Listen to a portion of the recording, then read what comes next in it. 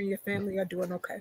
Yeah, we good now. We're making Good it. evening, good evening, good evening, and welcome to Couch Conversations with the Doctors, where health is wealth. What night is it tonight? It is Monday night, and it is time for Couch Conversations with the Doctors. As always, we're going to go around our esteemed panel doing some brief introductions, starting with my colleague who tends to leave me and have fun in the sun. But who knows where Doug is right now? Douglas Graham, why don't you introduce yourself? Hey, listen, Nikki, I'm just trying to achieve work-life balance. That's all. So I'm a retired physician. I spent 30 years working in the western suburbs. After that, I worked with the congressman in his office in Washington, D.C., and it really opened my eyes to public health and public policy. It's really a pleasure and honor to be here with my colleagues, and we're going to try and answer questions as best we can.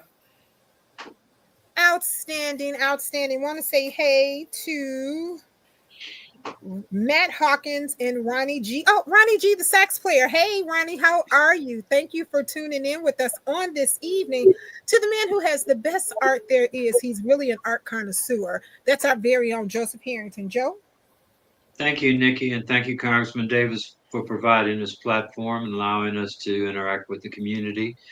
Um, I've had a very interesting, diverse career. I worked in the fields of mental health and education, but mostly public health and healthcare. I spent most of my time in public health. I worked at 3 hospitals and retired in 2017 from the Illinois Department of Public Health, where I was the regional health officer for Cook County and an administrative law judge.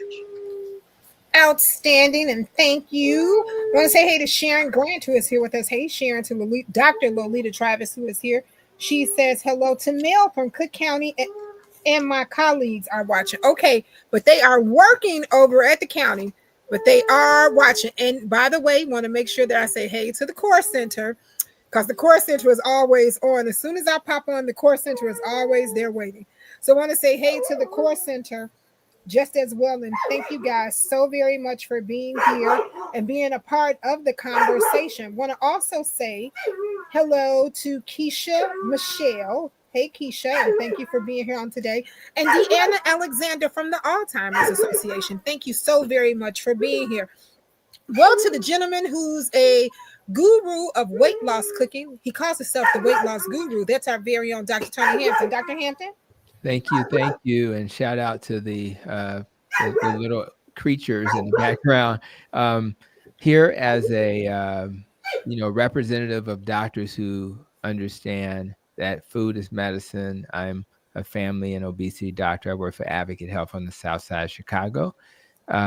Been focused on wellness through nutrition for probably the last, I would say, 19 years of my will be 30-year medical career coming up this year. So once I figured out that was the key to healing, I shifted my practice in the direction of root cause, why we get sick and how can we heal from that. And more importantly, how can we prevent people from getting sick? So I just think that's how medicine should be practiced. And I hope to keep spreading that message. So thanks for the invite. And I appreciate Danny Davis for the opportunity to be on this platform.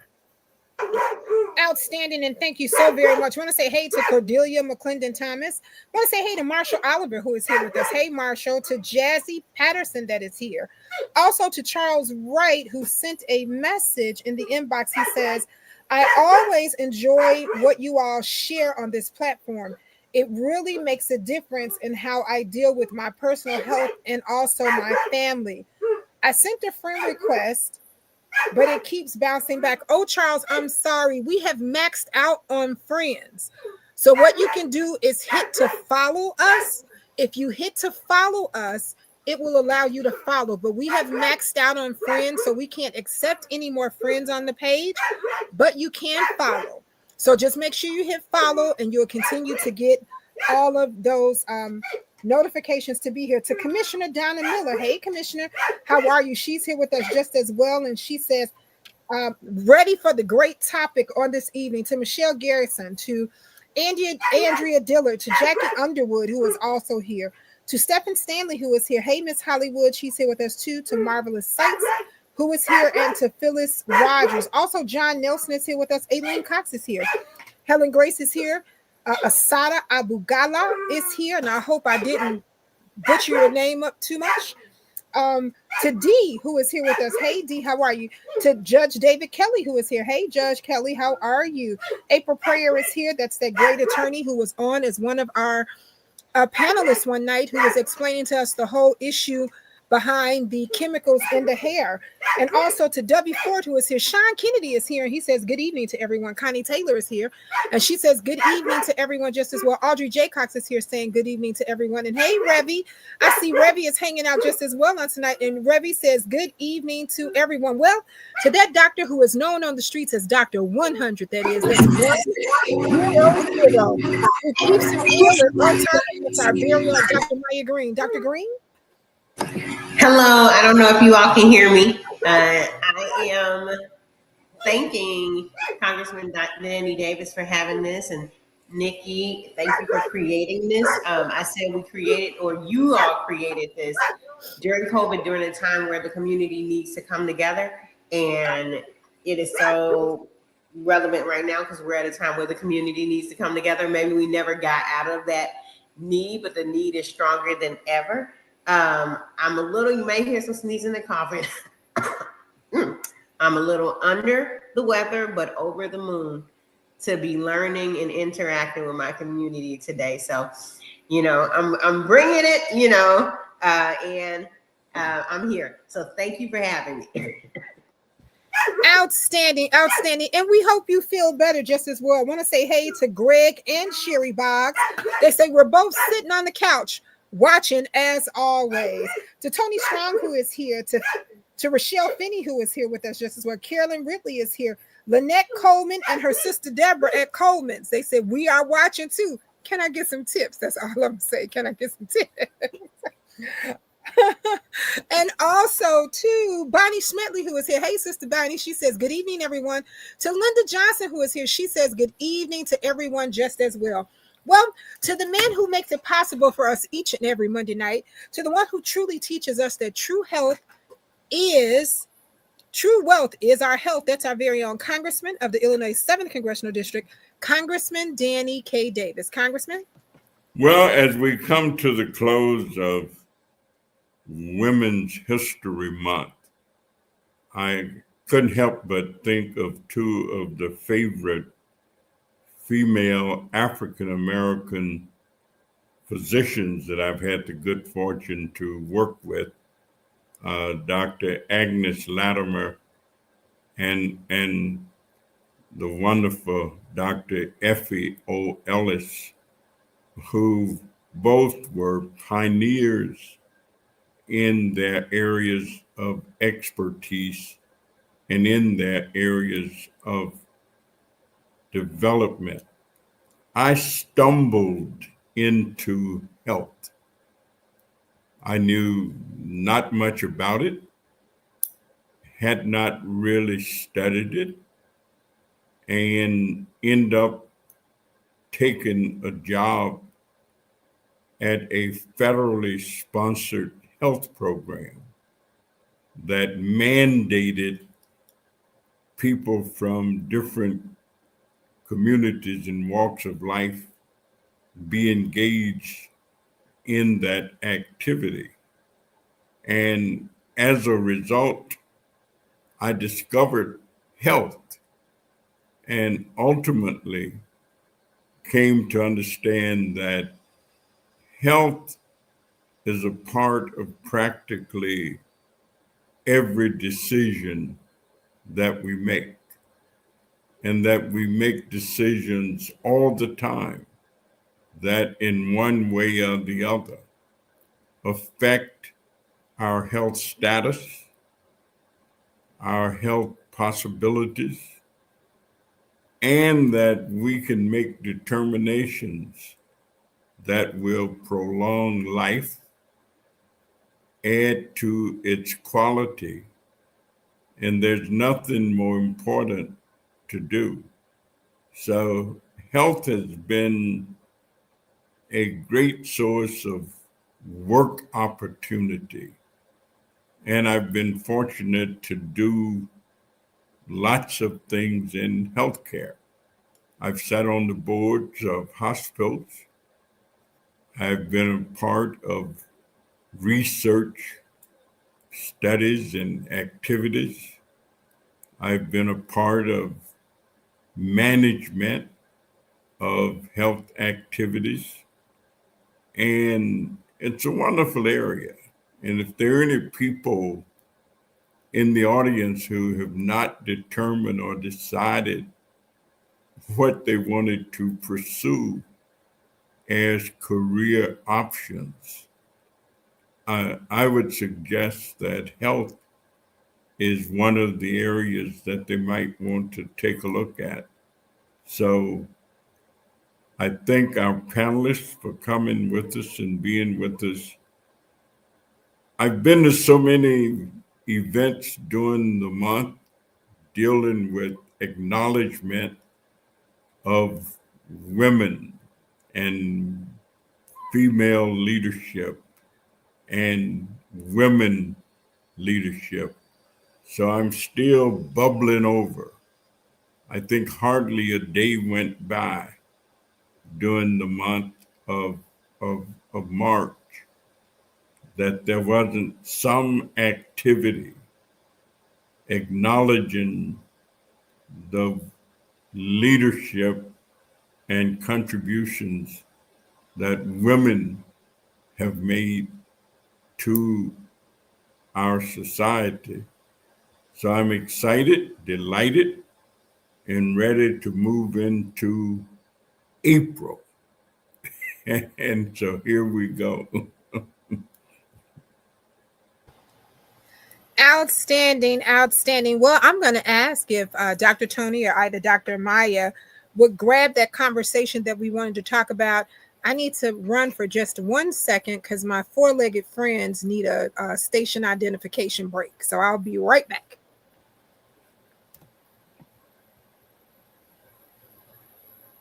You're muted, Tony.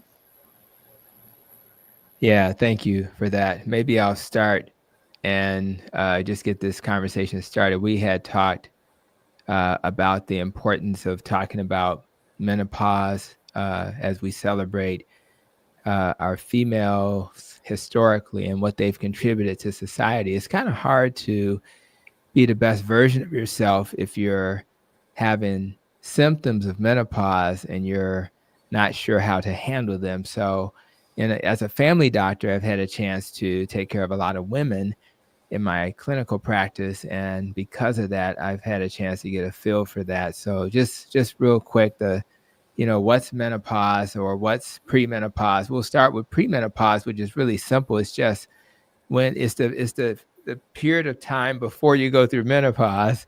And so at that time, you're still having your cycles, your estrogen levels are in balance with your progesterone levels, and those two hormones kind of work together. I think one simple way to think about it is estrogen is what kind of builds up the lining of your uterus. And then once it's at the right level, and what it is a bed for a baby. We need to have a place where a baby can grow and develop. But once it gets to the right level, then the progesterone kind of holds it in place. And when that level comes down, then we have a cycle, and that the assumption is that you haven't, created a pregnancy at that point. So if you haven't had a pregnancy, then you'll start this whole process again. You'll build it up with estrogen, hold it with progesterone, the hormones go down, and then you shed that off. So every time you have a period, you're really just shedding off the bed that was designed to house a baby. However, you don't need that bed if you didn't conceive. And the good news is that you keep changing the sheets, you keep making new beds because you want the babies to be in a place where they can thrive in a healthy place. Now, as we get older, and it depends on, I always tell patients what's going on with your mom and your aunts, and you try to get a sense of when they started having menopause, and it could be literally in the young 40s for some people. Some people wait until the 50s, but when you start having symptoms of menopause, you actually can have those for 4 to 10 years before you actually stop having those symptoms and or when you actually enter menopause. So perimenopause is when your estrogen levels are fluctuating up and down, and you haven't quite and your progesterone is declining, but it's not stable. It's not in a stable place. And that's when you have those irregular periods, the hot flashes, the mood swings, your sleep can be off. You can gain weight. And of course, you start having problems like vaginal dryness and maybe even brain fog. So, and I think that's really important for the men in the audience to understand that that hormonal shift will definitely impact how a person interacts with the world if they're not feeling their best. And then once you've kind of gone through this phase where things are unstable, you finally get to menopause, and we by definition want to have at least 12 months with no periods. And then if you've had 12 months with no periods, that's technically when we enter our postmenopausal stage. And your estrogen levels will be really low. Your progesterone levels will be really low. And we have blood tests that can test for this. The problem with the blood tests is that they're not always as predictive as you not having a period for 12 months. So if you ask your doctor or advanced practice professional to do this test, it may show that you're postmenopausal, but that doesn't mean you may not still have a cycle. So I think it's better to go with the actual absence of a period to determine whether or not you're in that state. So, and then the other piece is, what do we do? And I think I actually made a video recently. It was called Heal Vaginal Dryness and Pain. So if you want to get a little bit more insights, I would check out that video on YouTube. Just type that title, Heal Vaginal Dryness and Dr. Hampton. And I was actually interested in that video because Holly Berry was actually becoming kind of a poster child for postmenopausal women, which is really cool. And she was on a podcast when I saw her. So the thing that I emphasize in the video is that hormone replacement therapy has been kind of demonized in a way that's not really appropriate. When they did the women's health study, they really had a lot of older women in the study who were at higher risk for disease. So they kind of came to the study at higher risk. So when you have high risk people in the study, they may have negative outcomes.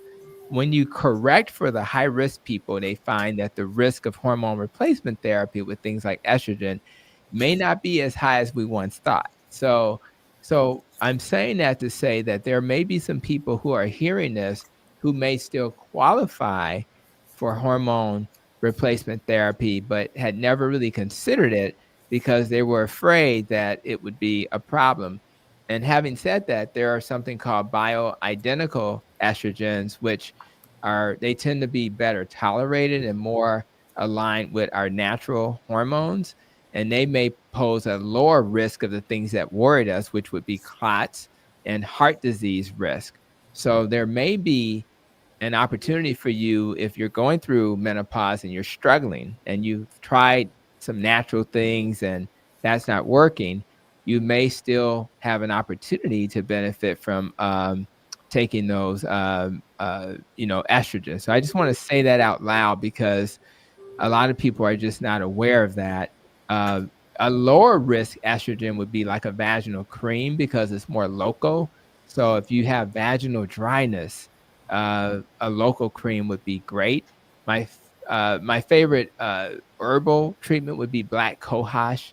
A lot of women take black cohosh for menopause symptoms and do really well. And also, I think in the video I mentioned a pill called Asphena. Asphena is a pill that kind of works like estrogen, but it's not estrogen.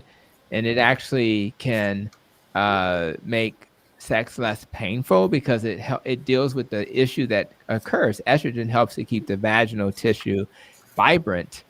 And this pill can actually help to deal with vaginal atrophy, which is a huge issue. And I guess the last thing I'll say, if you look at the thumbnail to the video, I'm holding what looks like a vibrator in my hand. And you're like, what is Dr. Hampton? Look, that'll wake Nikki up. I'm just kidding. So, and what I'm holding in my hand is actually something called VFit, capital V, capital FIT. And I had interviewed somebody about this previously, but VFit is a device that is literally taking your female part to the gym. In other words, what it does is it provides red light therapy, heat, and some vibration. And what that does is it helps to restore the vaginal tissue naturally.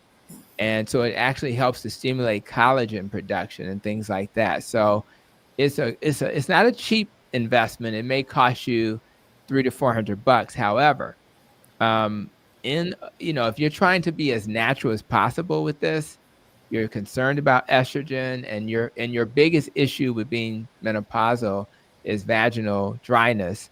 This is a phenomenal tool that will help.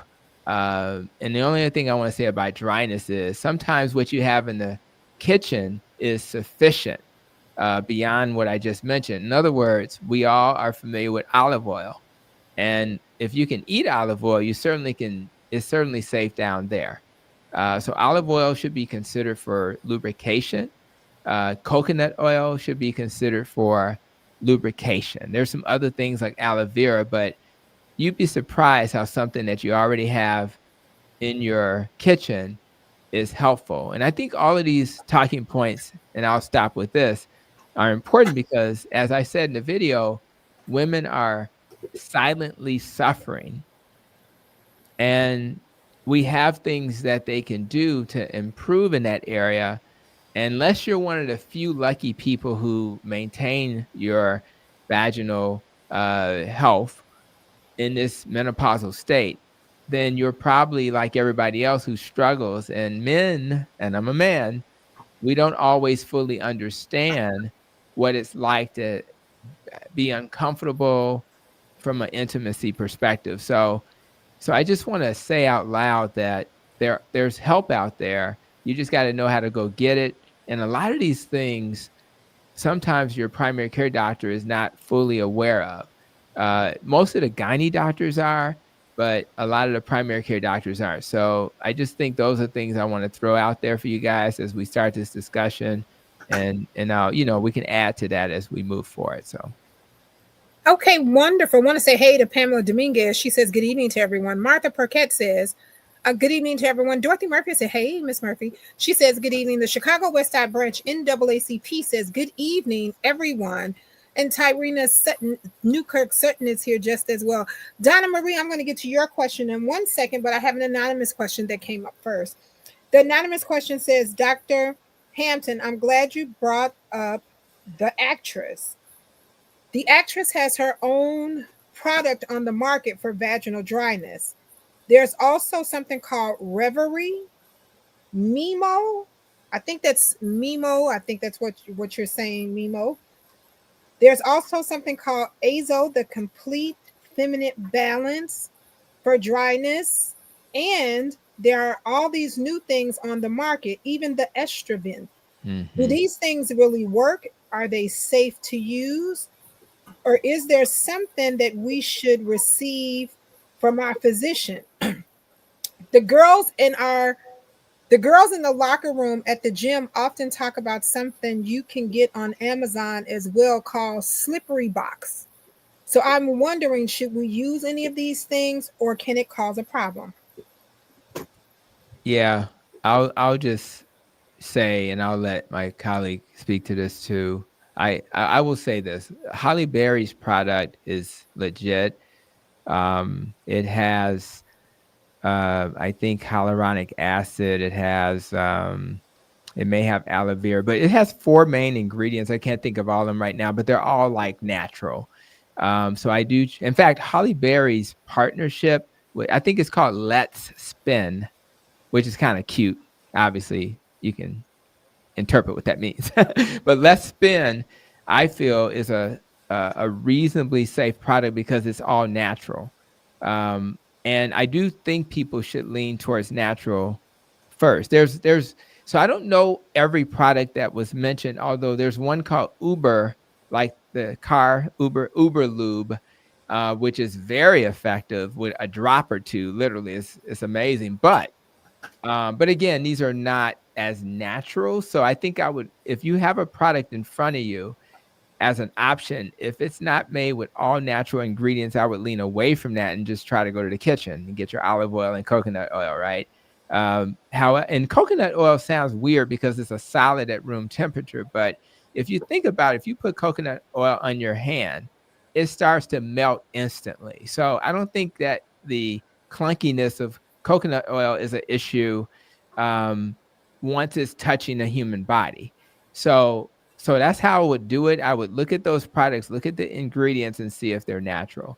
But they absolutely are helpful. But I'll also say that it's not just the lubricant that's important, it's the foreplay that's important. You have to give the body of a woman time to be prepared. And I think that if we can start to socialize, that's how we have to do things, then when you get to the point where we're past, foreplay and we're at penetration, the body will be more ready for that. So I think it's not just, if you just throw something down there and then get started, that's not going to work. You have to take your time, allow the natural hormones that people make in their bodies to kind of do its thing, including that comes from a man. As we get older, we don't make the lubricating fluid as much as we did when we were younger. Therefore, we need time to make that happen. So again, what I love about this conversation, which is what I said in the video, we have to be comfortable having uncomfortable conversations, because we will talk about Viagra in a commercial like it's like we're talking about penicillin. But when it comes to women's health, we act like, oh, it's taboo. And until we socialize it like we had to do with the men weren't talking about it either until Viagra made it kind of a common thing. So we have to have the same transformational change. And when I mentioned things like Asphena, a pill to help down there, we need to make sure women know that exists. And I bet you a lot of people on this live stream may not even know it exists. And if that's true, then shame on us. So long answer to a short question. No, that's my. Oh, and she has one quick statement. She says, "Thank you so much for the answer." To Dr. Maya, not trying to change the subject, but a few months back, we were talking about diabetes. And Dr. Maya brought up the fact that you could be any size and have diabetes. It's not just for people who are overweight. I don't know if you saw Dr. Tony today. Holly Berry actually shared that she has been a type 2 diabetic most of her life, and that she's been struggling with her diabetes. And she is in shape and doing all types of flips and turns. Just wanted to say that. Donna Marie's question is, what happens with a full hysterectomy? Oh, so say that again. It kind of. Donna Marie's question is, what happens with a full hysterectomy? You want to get that? Okay, I can't. All right, if I start sneezing, y'all just know. Okay, before a full hysterectomy, they can take out that organ that Dr. Tony mentioned, the uterus, that's the landing space. They take that out. A lot of times they're talking about removal also of the tubes that lead from the ovaries to the uterus. And a lot of times when they say full, that means that, and also the cervix, which sits at the bottom, has a little hole called the ox. It's the entryway for everything to the uterus and the tree branch. That's a full one. But I did want to mention and dovetail off of some of the things that Dr. Tony was saying about options, right? First, we'll start with options and for therapy. Also, there are things like yoga, simple things like yoga, certified, like we know yoga helps. Hormone therapy also, of course, helps kind of replacing the hormones that are no longer there. I don't want to say lost. It's part of your life cycle. They're not present anymore. Replace or present in lower levels. Replacing that. Recognizing how each one works. So hormones kind of replace the hormones. Yoga gets the body moving, gets the mind moving, and makes and calms things down, because a lot of times you get this kind of vasomotor presence that causes the hot flashes and the night sweats and stuff like that. That kind of brings things down. Gabapentin is another treatment. I think gabapentin is almost certainly in a couple of years going to end up on a list of medications that aren't as widely available. Ospemifene is a medicine that works by inhibiting the estrogen that's in your body from being taken out. So it's a receptor modulator for the estrogen. The hormones give you more hormones. Ospemifene is going to keep the estrogen hormone that's there, right? A lot of people talk about soy. Soy is right now having one of those things where one year is good, the next year is bad for you. 1 year is good for you, the next year is bad for you. So consult with your doctor before like doubling down on soy. What else off the top of my head? Black cohosh sometimes can interact with your liver. So if you're having anything going on with your liver, any other medicines that are processed through the liver, or diagnosis of something like hepatitis or anything like that, talk to your doctor. And then there was one more, the evening primrose. A lot of people experience nausea and stomach upset on that. But if you're one of those people that it works for, we say more to it. Now, I just came from a conference, and ironically, I went to this at the conference. I went to a talk. It was more of an administrative conference, but they talked about women's health, and it was tied to an interesting thing, an administrative conference that talked about menopause. And so this part, because I didn't know this was last week when I went. I'm going to go ahead and read. Hold on, let me read some of this stuff. 65% of women reported menopause symptoms negatively affecting their work performance. 20% of women indicate that they have to take sick time off. Not this type of sick time, but the other type of sick time because of menopause. 35% of women note that menopause influenced their decision to leave their jobs, like retire, things like that. And 40% of women noted that they missed, in the height of it, they missed 2 to 3 days a week. That's the overall also impact. And then it got me to thinking, about it, because I was like, what? There's an administrative, talk about menopause? Let me find out more about that. It caused me as a physician to broaden my horizon of what I was thinking perimenopause and menopause is, right? And the impact it has. Right now, they talked about how menopause affects your heart and your blood vessels. Like we're talking about, all women are experiencing heart failure, and we don't talk about that. A lot of that is tied to perimenopause and menopause. The impact of dryness, not only on all your mucous membranes, right, to some extent, right, vaginal dryness, but also dry eye syndrome, glaucoma, and vision changes. We already talked about liver and how it impacts your bone and your skin. So the heart disease was the thing that was like, yes, I'm a doctor. Maybe I should have made the connection way earlier. And to some extent, I did make the connection. But to sit there and they were like, okay, when you say that, it's not just a sentence. Look at the impact, right? 35% of women deciding to leave their careers because of the impact of menopause. That's heavy. That's heavy. That's wow. That's a whole wow factor. Well, Nellie Purnell King is here, and she says, good evening to everyone. Dorothy Murphy says, and I think you kind of answered her question, Maya, but she says, are there unfavorable interactions with herbal supplements like black cohosh and prescriptive meds? And I think you kind of shared that when you said that the liver may have some issues with breaking some things down. So thank you so very much. Sean Kennedy is here, and he says, this is great information for men to know. I am learning several things. I appreciate the candor of this conversation. Virginia Knight is here, and she says, evening, everyone. And I'm going to call you as soon as we're done, Virginia. I forgot. I will definitely call you. I'm going to call you.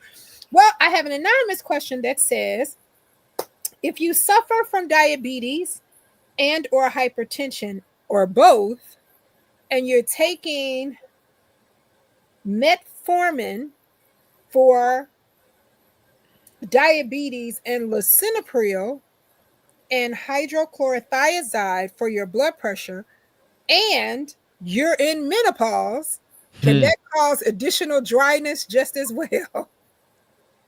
Mm. Well, I don't know about metformin causing vaginal dryness or lisinopril.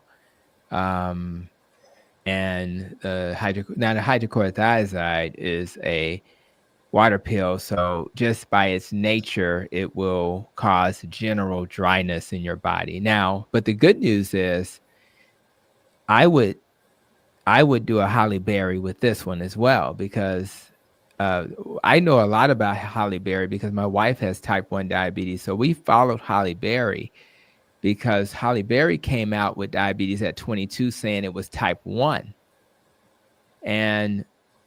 But she put it into remission for the last 30 years. So it's the assumption is that she was misdiagnosed with type 1. But see, you can have something. This is what everybody should do. Do a C-peptide.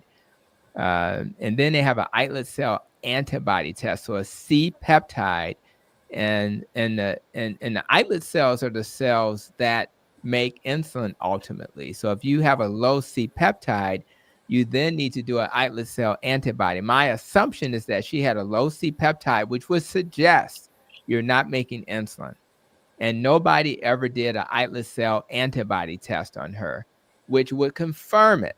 Now, whether that's true or not, it's not likely that she had type 1. But I bring her up in this question to say, so I wonder what diet she used to put her diabetes into remission for 30 years. Anybody have a guess? Well, you know what it is. It's a low carb I know diet. what you're going to say. Right. So now, right. I mean, it's not a trick question. Now, if it was Dr. Terry Mason, he may come up with a different answer. But my whole point of it is she's partnered with Maria Emmerich, who writes, she has like 24 to 25 books in the low carb space. Maria Emmerich. And one of the books that she wrote the opening to was called Sugar-Free Kids. And I would say Holly Berry and Maria Emmerich have a passion for helping our babies, but all the things that would help our babies not have diabetes would help the adults as well. So I think it's really important that we understand that if we fix the diet, we can solve our menopausal problem and our diabetes problem, because if you reduce the food that spike your insulin and lead to a lot of this chaos, you will then balance your hormones, because the insulin spikes disrupt your estrogen and your cortisol. If we reduce the starch and sugar, we will not have as many hot flashes, because if you lower your insulin, you have less inflammation, and less inflammation means less hot flash symptoms. If we reduce our starch and sugar, we'll be able to more efficiently use the fat, because a lot of the estrogen, men who have belly fat, a lot of that extra fat in the belly will store estrogen and then lead to man having boobs. So if we can reduce the insulin and the estrogen and the fat cells in our stomach, then we'll have less estrogen. So it's a lot of benefits to understanding that you have to control your controllables. You can't control whether or not you're going to have menopause, but you can control how it impacts your body by learning how to eat properly. And if you eat properly, I've seen in my clinical practice that many women have improvements in their menopause symptoms. Some, it just completely goes away. My younger patients who are at risk for polycystic ovaries, where you have cysts on your ovaries, it's all inflammation that settles down. And so what we've done in healthcare is we depend on metformin for polycystic ovarian syndrome and for diabetes, when we could simply change what we eat. And our young women who want to have babies one day will be able to do that by simply changing how they eat. And I have no problems with metformin. I think it does reduce the burden of glucose. It makes your insulin more sensitive. It reduces the amount of glucose your liver makes. But to depend on that and not get to the root cause of the problem is a big mistake. And we have to stop making this mistake, because if we keep eating improperly and keep taking metformin, we'll be on metformin for life. And it won't even be as effective as the diet, which is crazy. So I think about Holly Berry, 30 years and diabetes has been in remission. And if you look at Holly Berry, she's still Holly Berry. If she had not taken care of herself and learned this information, I doubt that she'd be looking like Holly Berry, and she wouldn't be thriving. And she has a ton of stuff. I even I wanted to get her on the podcast, but she's so busy right now promoting her new stuff. She doesn't have the time right now, maybe in the future. But what I'm saying is Holly Berry is doing well because she's figured it out. So everybody on this call, you don't have to be a celebrity to eat right. You don't have to have the resources of Holly Berry. Yeah, but if you eat right, you are a celebrity. Yeah, two things. And this is directed to Dr. Tony, because I wanted to clarify two things. One, you talked about type 1 diabetes and type 2, but you didn't tell people what type 1 diabetes is, or what the difference between the two are. The other thing, because this is a constant theme during our discussions, doesn't come up every week, but it comes up pretty consistently. This idea of inflammation and what inflammation does to the body. So I think that's an important topic to lift up, because you just talked about inflammation, but you're talking about something that has clinical implications. Yeah, that's fair. So and type and also add in type 3 diabetes as well. All right, cool. That's a good point. So I'll keep it very simple. So we think of type 1, as I mentioned earlier, when you're not making insulin. So the C-peptide, the islet cells, the C-peptide will be very low, which is a lab test. You will not be making insulin at all, because the islet cells, which make insulin, are simply not working. They're tired. They've been working overtime to keep your blood sugar level normal. And then eventually they get tired, they start dying off, which is why a fasting insulin level is a great test, because if your insulin level is high, it means that your islet cells are making a whole lot of insulin. and you can predict diabetes 5 to 10 years in advance. Please ask your doctor to do a fasting insulin level to predict diabetes 5 to 10 years in advance. So you'll be more motivated to make the lifestyle changes. Now, so if you make no insulin, you're type 1. It's an autoimmune disease. It means that your body attacked the islet cells for whatever reason, and it destroyed those cells suddenly. So you can go from being a normal person last week, and then a week later you can get type 1 diabetes, and like all of a sudden it just stops working. Type 2 is the opposite in that type 2, you make plenty of insulin because, again, your insulin level will be high, but the insulin's not working very well. It's not, your body's not sensitive to it. Just like I always use the alcohol. If you drink a lot of alcohol, then you got to drink more alcohol the following week, and then you got to drink more alcohol the next week to get a high. Well, you need more and more insulin if the insulin is just working all the time. And when you give your body a break by reducing the need for insulin because you're not eating the starchy, sugary foods, you're not under stress, you're getting enough sleep, then the islet cells tend to make less insulin. They can kind of start recovering and not work so hard. And then when it comes to type 3 diabetes, that's the term we use for dementia. And when I was missing in action, I was celebrating the life of my my wife's dad, who passed away a couple of weeks ago. And he had dementia. Now, ironically, he had heart disease in his 50s, which is where I'm at now. I'm 57 this year. So, but that's a blood vessel disease that puts you, and when you have a disease that's destroying your blood vessels, it can also affect the blood vessels in the brain. So type 3 diabetes means that your body has all of this high sugar floating around in your brain, and your brain says enough is enough. I'm not going to let any more sugar get into your brain. So the blood-brain barrier will literally not let the glucose, which is your fuel source, into your brain. And if it doesn't let it into the brain, your brain's going to eventually shrink. It's going to let a little in, but not a lot. And that's why people who need an alternate fuel source, like fat fuel, which is ketones, they thrive on that diet when they are at risk for dementia, because the ketones will pass the blood-brain barrier because it's a cleaner source of fuel unlike the glucose, which is like a factory, versus the ketones, which is like a solar panel. So your brain will let the ketones. That's why a keto diet is very effective for the early stages of dementia.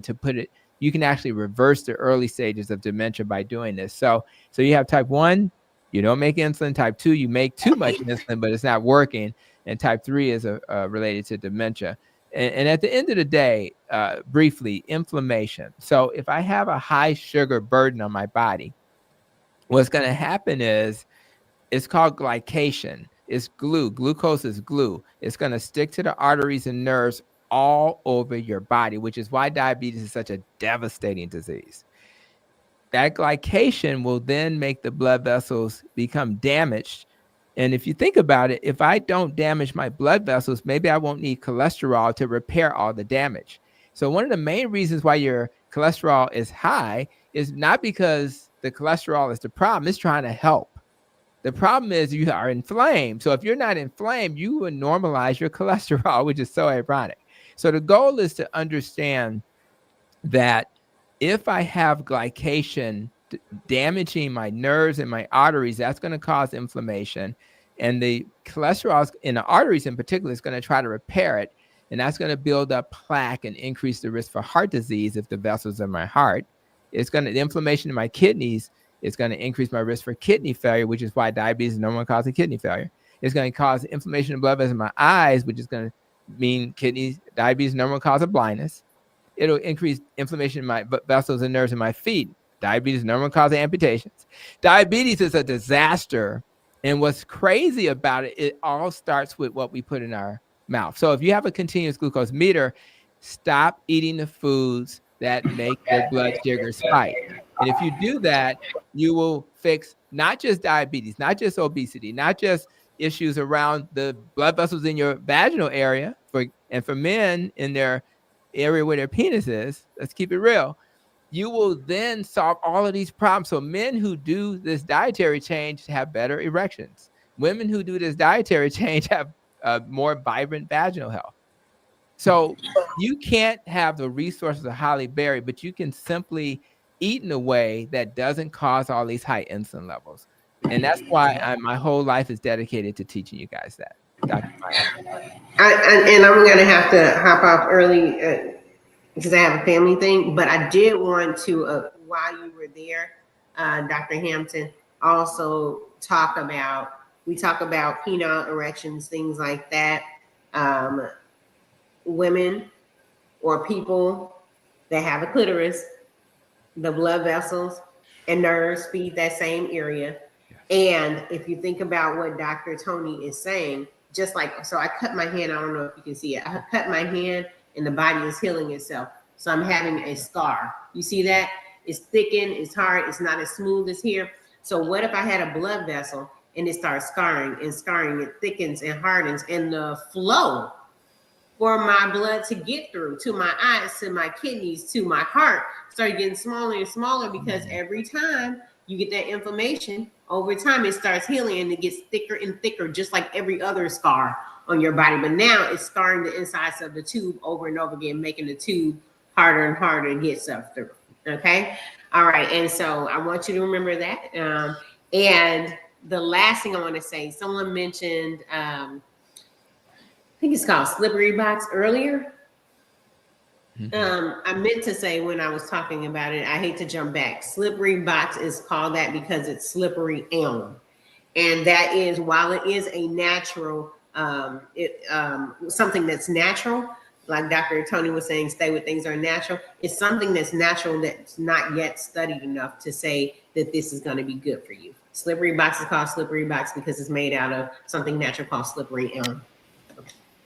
Nice. All right. Well, I have another anonymous question, and she gave me permission to laugh. So I laughed when I began to read it. And she said she will understand if the doctors have to laugh.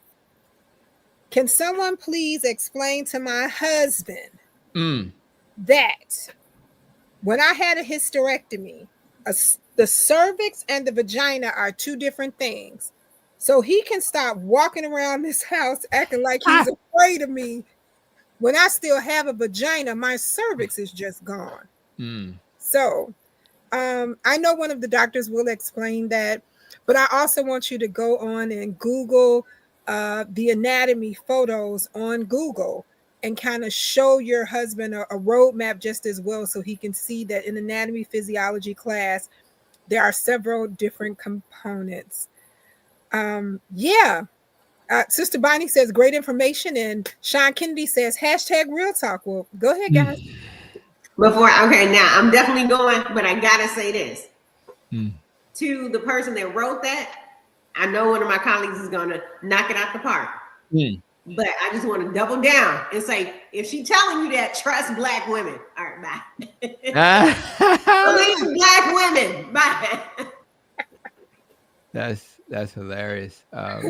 Well, I've had the privilege of delivering a lot of babies over the years at West Suburban. Shout out to West Suburban Hospital in Oak Park. We took care of the Austin community, and some of the women I took care of eventually did have a hysterectomy and or a partial hysterectomy. So for purposes of this conversation, yes, if you have a total hysterectomy, we're removing the uterus and the cervix.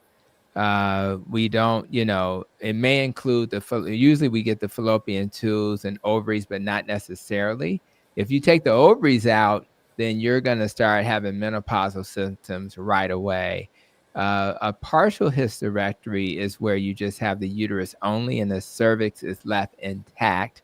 And I would say a lot of the people I see in practice, when I do a pelvic exam, many of them still have their cervix. Whether they have their cervix or not, we will still, depending on their risk, there are times when you'll still be doing a PAP, but the most important time to keep doing a PAP is when they have a cervix that's intact. So if it's a partial, a PAP may be more necessary as opposed to a total. And I think ACOG, the American College of Gynecology, states that if you've had a total, the need for a PAP goes away because you've taken the cervix out. So we don't have the information about which type she had. It may still be a victory for the man if it was a partial. Depends on what type it was. If it wasn't, so if she had a partial, she may still have a cervix. But the cervix and the vagina are two different things. Oh my goodness, yes. Yes. And that's what she wants her husband to well, know. In that case, she won automatically. So if she's asking that question, yes, the tunnel, and this is what I'm serious. When I worked on the west side at West Sub, I would literally do the speculum, put the actual cervix within view, and it's kind of what you would see. You would see like something like this right here, right? And basically, I would say this is where the baby's coming out. I would just do that for the men, just so they'd understand this little bitty hole. And sorry about my little aura ring here. That's where the baby comes out. So if you didn't respect her before you saw this, now you do. And I would obviously ask the woman for permission. But at the end of the day, as you put the speculum in, the vagina is that tube that leads to the cervix. And then when you get to the end of the tube, you'll find the cervix. You put it within view. And a pap smear is simply us taking a little specula and rubbing that area from the outside of the little opening to a little bit where the inside is. That's the transformation zone. That's where abnormal cells tend to occur in that transformation zone. So it really provides an easy way for us to check for cervical cancer. Every woman on this call who's still at the ages where we get pap smears should get pap smears, because there's very few things in life that are very easy to figure out. Colonoscopies are a no-brainer. I just had a patient who was just getting a screening colonoscopy and had cancer. And if not for that screening, she would probably not be here 5 years from now. Pap smears are a no-brainer for cervical cancer. People generally will get ahead of that and not die from that if they do that.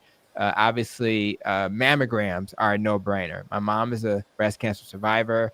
I just had a patient today who I had to tell had breast cancer, normal mammogram, and then became an abnormal, just like within a year or two. So we have to do these screening tests because they make the removal of things that can harm us much easier. And they're very a memory. I mean, these things can be uncomfortable, but they're very necessary. And for most of us, they're not that uncomfortable. So I encourage you guys to continue to get those screening tests. Yeah, I just want to piggyback on what Dr. Tony was saying. And basically, and there's this old adage about an ounce of prevention is worth a pound of cure. Yes. And essentially, what he's saying that things that can get caught early, but if you're not having your routine exams, they're not going to get caught. And by the time there's a symptom, you're in an advanced state of disease. So these routine tests are not only important, these are things where there's data to show that it reduced your risk moving forward. That's why insurance companies pay for tests like that, because they'd rather have you stay healthy than to have to go in and get some surgery and get some. It's cheaper for them to keep you healthy. Well, there's a lower cost to them if you stay healthy than if you get disease, particularly a disease in an advanced state. Well, outstanding. Well, Sister Bonnie says that she loves it. And with that being said, it's our time. And I know you guys hate when I say that, but it's our time. So what we're going to do is go around and get our until next Monday, starting with Doug Graham. Douglas, what's your until next Monday? So I still been thinking about this question that someone in the audience asked about black cohosh and other medications. And I would tell you that's a great question to let everyone know that we can start doing that for ourselves. There's a website called drugs.com, and you can put in your supplements or your medications, and it will tell you what the problems might be. If you put black cohosh in there, you can find out it can interact with alcohol, animal abuse, cancer chemotherapy, and some of the transplant medications. So if you're trying to guard or protect your health, that might be a very useful thing before you prescribe any medication or try any new supplement. Outstanding. Well, Joe, you're until next Monday. My until next Monday is to point out that today is the last day of March, which is Women's Health Month. But your health is a 365 day a year, 24/7 issue. And what you do on a daily basis in terms of what you eat, how much you move, the activities you engage in, having good social connections, those contribute to your health as well. So, Women's Health Month may be ending, but the challenges you face and the things you need to do to stay healthy, that's a 365 a day, 24/7 job. Keep doing your job and you'll be all right. Outstanding. Well, Dr. Tony, you're until next Monday. Since it's Women's Health Day, the last day, I want to do a shout out to. I'm gonna start with my trainer. I have a female trainer, scariest person I ever met. But she I mean, it's scary because when I go see her tomorrow morning, I do it on Tuesdays and Saturdays. It's rough, but I feel so good when I leave. I never want to go, so I want to do a shout out to her. Her name is Carly. I want to do a shout out to my wife. And these are my heroes. I think about how she keeps this household in order. And I know that men can do a good job, but women just do. I'm just saying, they just do a little bit better. I'm just saying it. They worry about stuff I'm not worried about. They think about stuff I'm not thinking about. I'm trying to figure out if Jimmy Butler playing with the Warriors tonight. She's not worried about Jimmy Butler. I'm just talking about it's my favorite player. Don't play with me, Nikki. And the last one is my mom. I want to do a shout out to my mom. My mom did travel with us to Mississippi as we did the homecoming celebration for my father-in-law. His name was Don Harris. And you do tend to appreciate your mom who's still around, my stepdad and my biological dad who's entering my life now, when you see somebody else lose a dad or a mom. So I want to do a shout out to all the moms out there whose roles in history are defined more than anything by being moms and what they add to this conversation. I really appreciate them. And as much as I try to be as skilled as a woman, I have failed every single time. They were gifted with something that men don't have. They have this nurturing side of them. And as my podcast would say, they're good at protecting their nest. So shout out to all the moms on this call for just all you do to contribute to society, including you, Nikki. Oh, well, thank you. Want to make a couple announcements. One is don't forget your shingles vaccine. Just wanted to remind people, I got a reminder of that here, and don't want people to forget their shingles vaccine. And of course, do not forget those yearly screening tests that you should have. Not just women with mammograms and pap smears, but we want to remind men to get those PSAs just as well. And we want to remind everyone to make sure that you get your colonoscopies. Couple more announcements. The Urgency Now March on Friday, April 4th. Don't want you guys to miss that. For more information, you can contact Reverend Jakes, and there'll be a flyer posted where you'll be able to see that information. But please don't forget, Friday, April 4th at 10 a.m., and that's going to be over at Divine Tree of Life Church at 3837 West Harrison. The Urgency Now March. So just want to remind everybody to make sure you're there.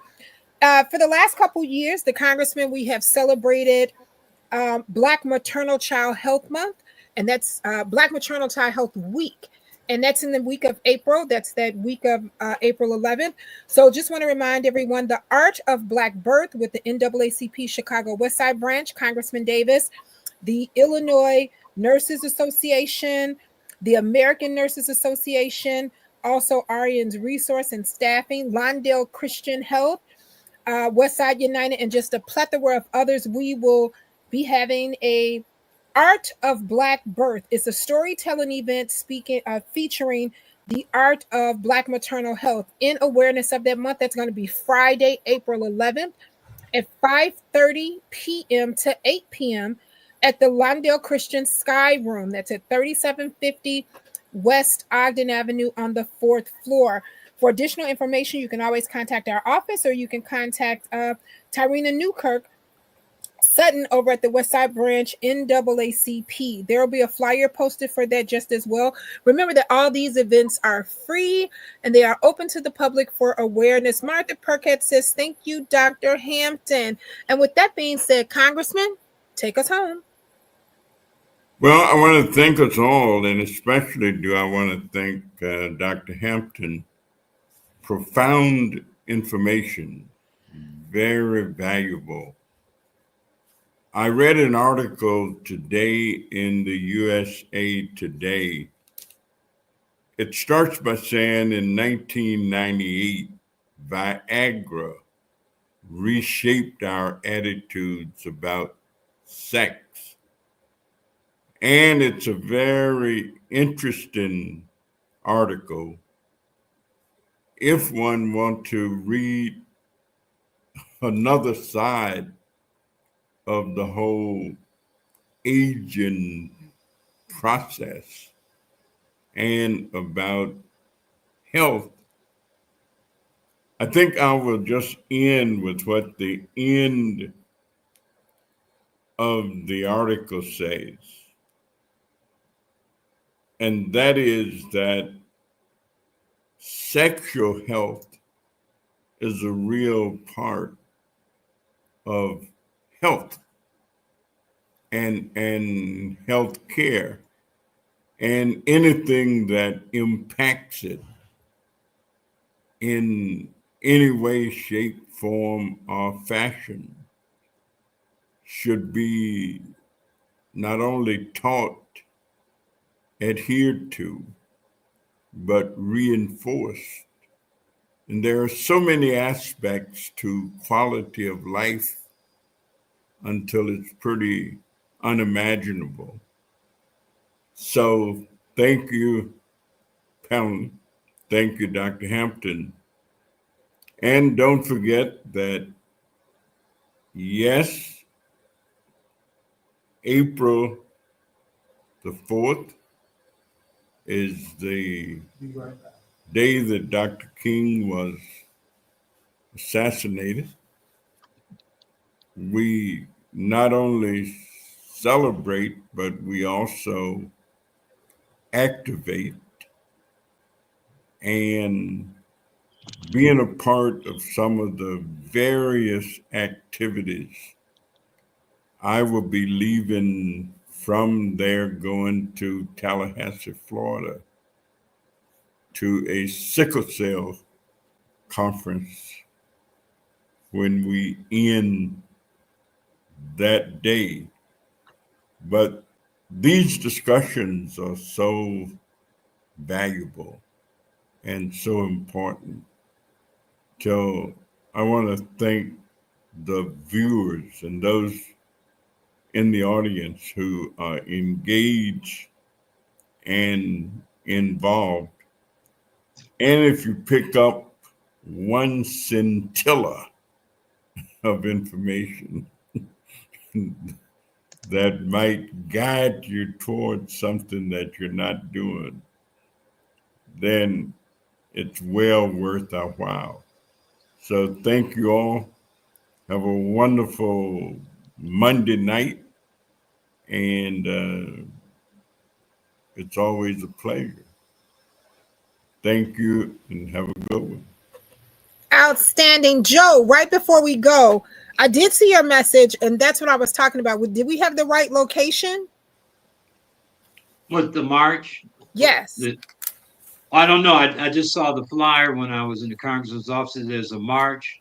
Oh, it starts Yeah, in the the location. 3800 West Harrison Street. Right. So that was the right address. Yeah. That's the location I have on the flyer. And it's going to go over to Douglas Boulevard to the Stone Temple Baptist Church.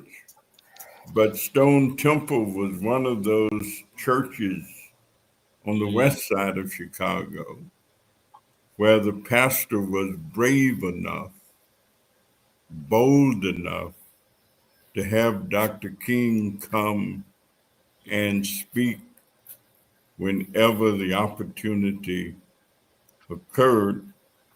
And it's a great historical site. So we look forward to seeing as many people.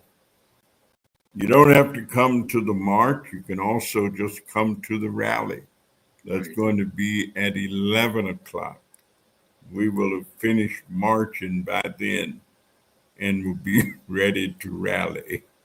Yeah. And I just want to add one thing, because I spoke about this at church on Sunday. It'll be 56 years ago that Dr. King was assassinated. And his last book was Where Do We Go From Here? Community or Chaos? And we're spiraling toward chaos. If ever we needed a king, we need a king now. Not a president, but a king. Right. Good night, everyone. See you next Monday.